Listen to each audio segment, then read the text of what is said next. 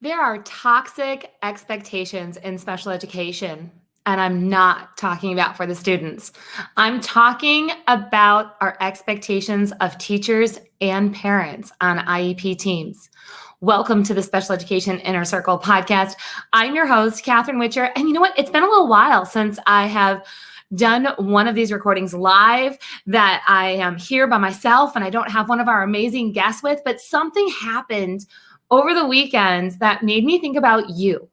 You, the parent, the teacher, the admin, the therapist, who has been pulled in all different directions all school year long. You're done, you're tired, but there are people that want more. They want more from you, not just for the role that you have, but they want more from you beyond the role that you have. So let me just give you an example. This is what happened this weekend.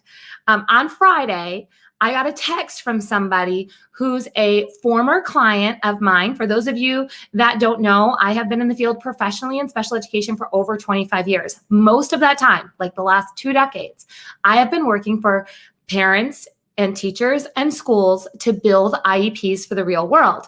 Now, my journey started helping families one-on-one and then doing consulting for schools. So one of my one-on-one families, they reached out. I have not helped them for 7 years. And they reached out late on a Friday afternoon with a non-emergency situation for one of their other children. And I saw the text, but you know what? I don't know if you can tell by my voice right now. I'm not feeling that great, right? I'm pushing through. I'm doing what I have to do because I have end of the year things to do too.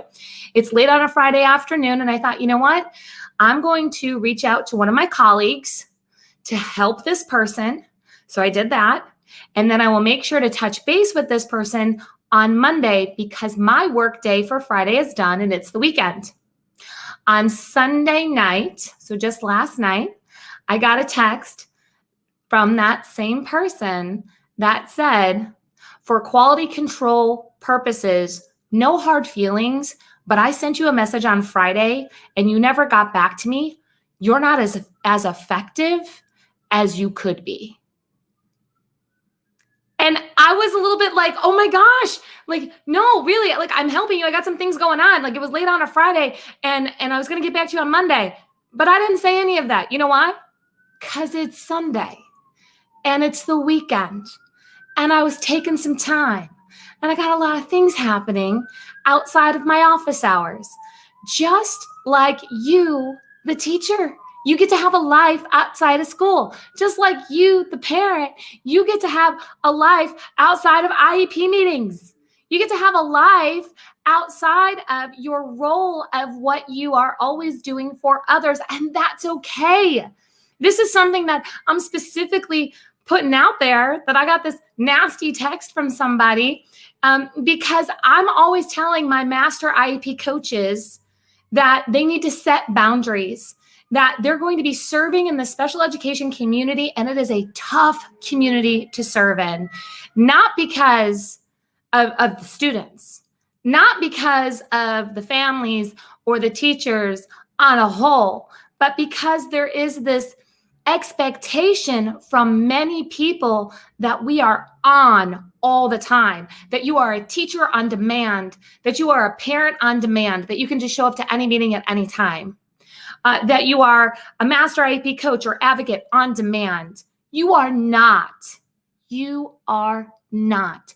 You 100% get to set your boundaries. And if you feel alone in setting your boundaries and making sure that others are not infringing on that time outside of your official work, if you feel like you're alone, you are not. But the reason that you don't see people like me or maybe the other master IEP coaches or the other teachers who have set boundaries or the other parents who have set boundaries, the reason you don't see us out there kind of cheering you on to set boundaries on social media or at that parent support group meeting, right? That is because we don't get involved in the drama. Like, you don't have to get involved. The reason that you feel alone is because us who set the boundaries, we don't talk about this very often.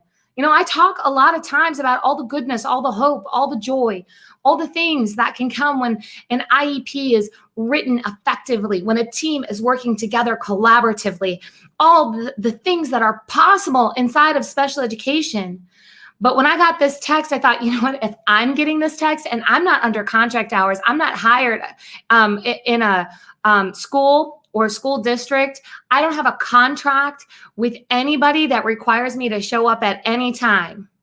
And I still get texts that are not appropriate with not appropriate expectations. It made my heart go out to all the teachers and parents who have gotten last minute meeting notices that require you to drop everything and show up at the school or prepare that report for that next meeting. It just reminds me of the pressure that happens inside of the school system. And yes, parents, I'm talking about you too, inside of the school system as part of an IEP team member, that you're expected to perform at the highest level at all times. And that sometimes we're human, right? But we forget that one, we're allowed to take breaks, and two, we can give grace to others. So I want to encourage everyone who has broken those boundaries, especially during this school year, that it is time to hit a reset. And you know what? I didn't respond to that text last night, and I'll be totally honest with you. I didn't respond to it this morning either. I will do the right thing, and I will make a response within my boundaries within 24 business hours. And I will make sure that this person is taken care of in a respectful way, because the more respect that we show for each other, the better our students are going to be. If you're considering being part of the Master IEP Coach community, I'm going to encourage you to hop over to masteriepcoach.com. We have our final Master IEP Coach mentorship of this entire calendar year of 2021 is happening in June. There is not going to be one in the fall. There will not be another one until 2022. We've got a lot of work to do as Master IEP coaches. Master IEP coaches can be parents, teachers, admins, and therapists, whether you are in the school system and you want to do better inside of the school system, or you want to work outside of the school system, or you're a parent who wants to help other parents. There's so many options as a Master IEP coach. The bottom line is we have over 7 million students who receive some type of special education support, and there's never going to be enough Master IEP coaches. We have our work cut out for us. There's a place for you if you want it. Just hop on over to masteriepcoach.com. Keep your boundaries. Okay, that's my final word. Keep your boundaries. We know that you're working to make a difference, and you make sure that you're taking care of you. I'll talk to you soon.